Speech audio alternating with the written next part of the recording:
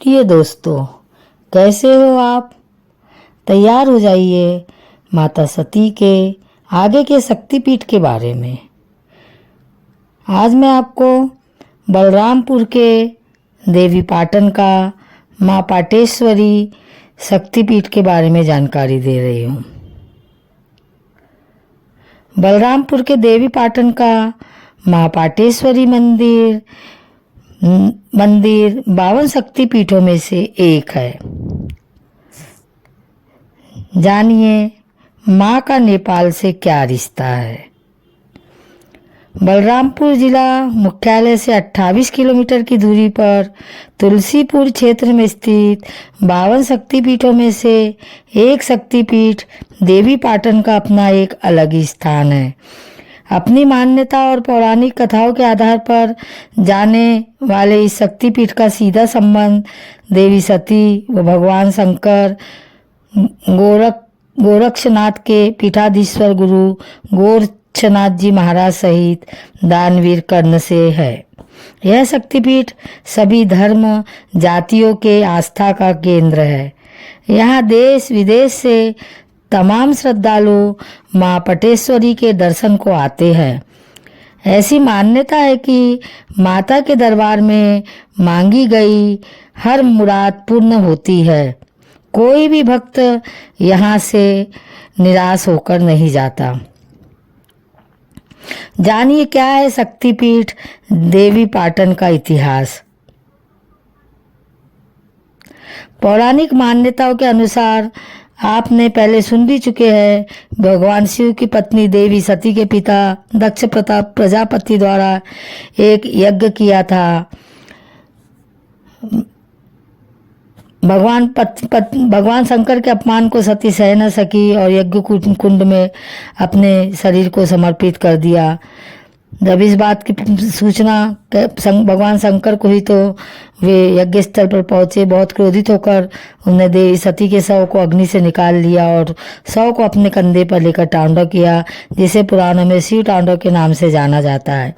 भगवान शिव के तांडव से तीनों लोकों में त्राही त्राही मच गई, जिसके बाद भगवान ब्रह्मा के आग्रह पर भगवान विष्णु ने अपने सुदर्शन चक्र से देवी सती के शरीर को विच्छेदित कर दिया, जिससे भगवान शिव का क्रोध शांत हो सके।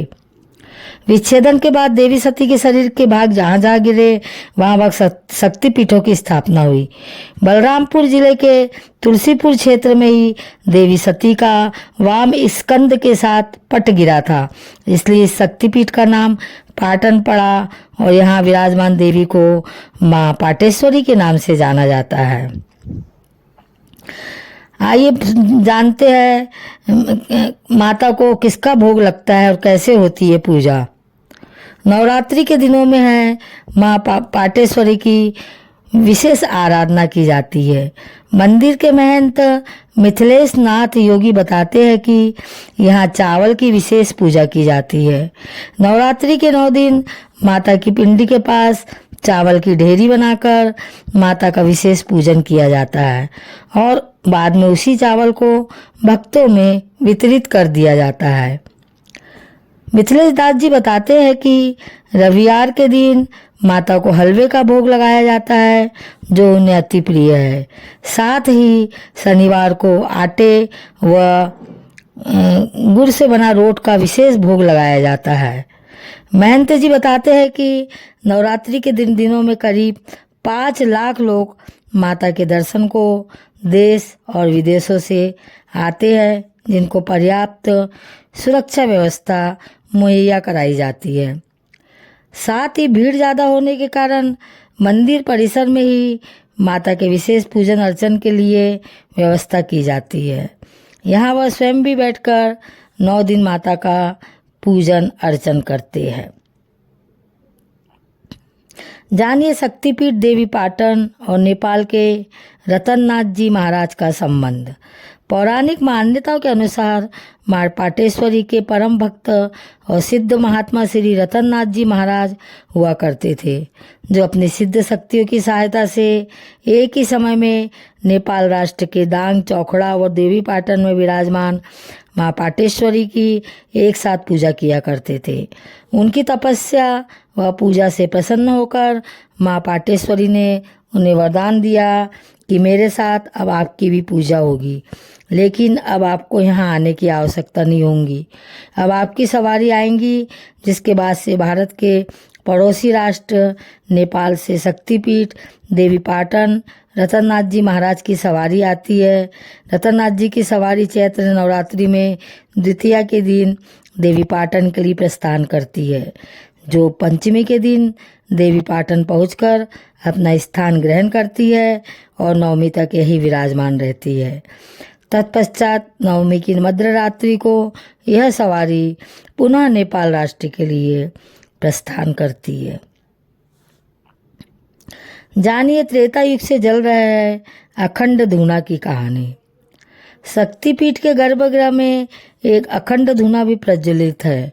पौराणिक कथाओं के अनुसार भगवान शंकर के अवतार माने जाने वाले गुरु गोरक्षनाथ जी महाराज ने त्रेता युग में माँ पाटेश्वरी को प्रसन्न करने हेतु तपस्या की थी और एक अखंड धूना प्रज्वलित किया था, जो त्रेता युग से आज वर्तमान समय में अनवरत रूप से जल रहा है। इस गर्भगृह के कुछ सख्त नियम भी है। यहाँ सिर पर बिना कपड़ा रखे कोई भी श्रद्धालु प्रवेश नहीं कर सकता है। ऐसी मान्यता है कि यहाँ की राख को लोग अपने घर ले जाते हैं और भूत पिशाच या साय आदि से पीड़ित व्यक्ति को यह राख स्पर्श मात्र से ही उनके कष्ट मिट जाते हैं और साय या कोई बाधा हो तो दूर हो जाती है। जानिए उस सूर्य कुंड की कहानी जिसमें कर्ण ने किया था स्नान। देवी पाटन मंदिर परिसर में ही उत्तर की तरफ एक विशाल सूर्य कुंड है। ऐसी मान्यता है कि महाभारत के समय में कर्ण ने यहीं पर स्नान किया था और सूर्य भगवान को अर्घ्य दिया था, इसलिए इस कुंड को सूर्य कुंड के नाम से जाना जाता है। माता को प्रसन्न करने के लिए नर्तकी नवरात्र में करती है नृत्य। माँ पाटेश्वरी को प्रसन्न करने हेतु उनके द्वार पर नर्तकी का नृत्य और गायन भी एक अपना अलग महत्व रखता है। माँ पाटेश्वरी के दरबार में दर्जनों नर्तकी बिना किसी स्थायी लाभ के स्वेच्छा से पौराणिक गायन और नृत्य करती है। ऐसी मान्यता है कि इन नर्तकियों के ऐसा करने से माँ बहुत ही प्रसन्न होती है।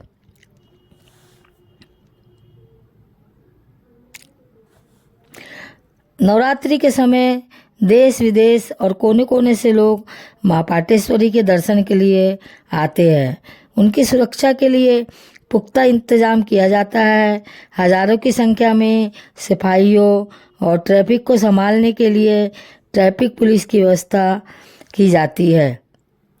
नवरात्रि के दिनों में देवी पाटन में मुंडन संस्कार का भी अपना महत्व है और ग्रामीण अंचलों से लोग मुंडन संस्कार के लिए देवी पाटन पहुंचते हैं, जिसके लिए विशेष मुंडन स्थल बनाया गया है। हालांकि भीड़ अधिक होने पर जहां तहां लोग मुंडन संस्कार कराते नजर आ जाते हैं।